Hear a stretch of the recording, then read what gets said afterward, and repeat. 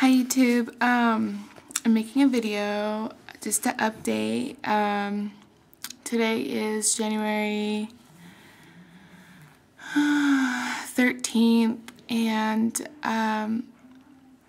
yeah, I just want to let you guys know that I had my baby. Last time I made a video, it said 40 weeks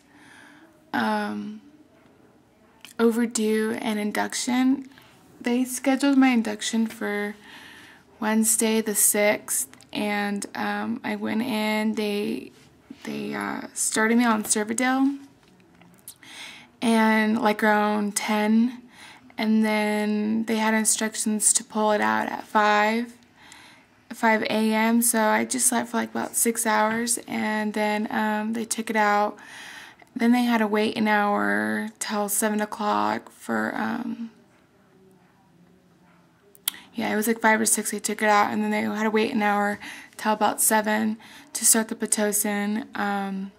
They started the Pitocin at 7, and then it just started gradually dilating, and went fairly quickly, and then they broke my water at 4 centimeters, and I told them that after they broke my water that I wanted to get an epidural. So they popped my water, and that hurt so bad. It was one of the most horrible things ever. I mean, the contractions were no big deal at all. I actually liked having the pain because now I know what it feels like to be in like contractions and labor and stuff like that. Sorry, I have an itch. And so after they popped my water, I was in a pain for about 15 to 20 minutes. Just because it hurt so bad after my water had broken, it's just like the pain started coming really bad. So the epidural finally came. They gave it to me. I was so scared. It wasn't even a big deal. It didn't hurt that bad at all, actually. Not like one bit. It was pretty easy. Actually, my IV hurt worse than my epidural did. And yeah, I was just in so much pain waiting like 15 to 20 minutes until he got there. Got the epidural, and after I got my epidural, I started, feeling way better. Contractions started getting less and less painful, and at 12 o'clock, they checked me, and I was fully dilated. So at noon, I was fully dilated, and then I had to wait like an hour and a half for my freaking doctor to get there, because she was there like around 10, like 10-ish, or maybe it was even later than that, maybe like 11:30 or something. And I don't know, it was like 10. At like around 10 o'clock, I was like 6.5 centimeters. So she went back, she checked me, a doctor came, checked me, and she said I was 6.5. She went back to work, or to a different office, and then at 12 o'clock, they called her to come back in, and it took her, because of her appointments, it took her longer to get there. So I had to wait like an hour and a half for her to get there, and in like around 12:30, they started me like on practice pushes, and my first practice push, it was really good. But the thing is, her heart rate kept dropping really, really low, and she was afraid that the umbilical cord was caught on something or wrapped around her or whatever. So they told me to stop pushing, and once the doctor got in there, I pushed, and her heart rate dropped to like 77, and they freaked out. But her head was already crowning, like she was already out, basically, like out there, and I pushed, and that was like my second push.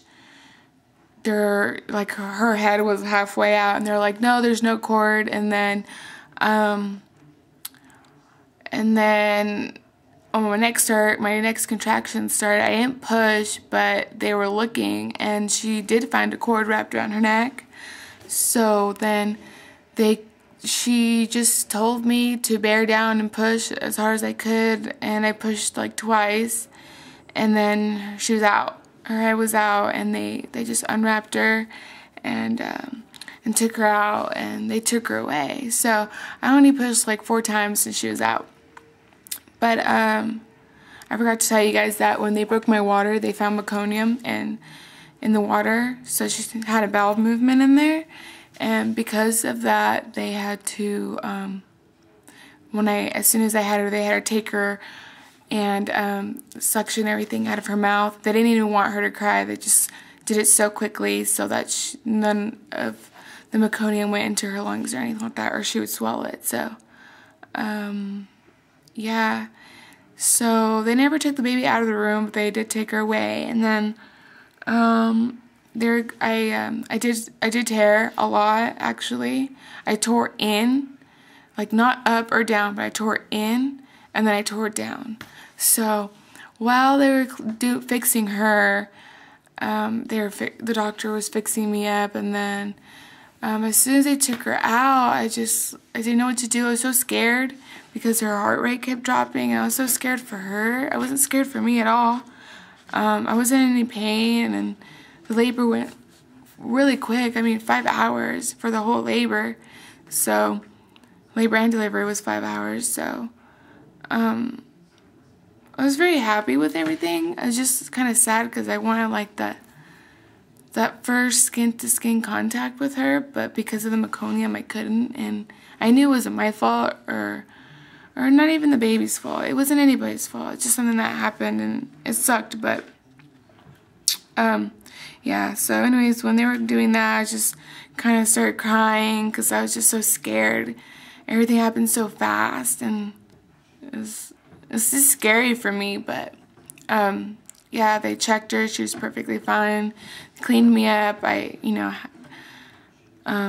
afterbirth with the placenta and stuff like that, and that was fine, and everything was fine. I had lots of visitors at the hospital, and I had an awesome stay.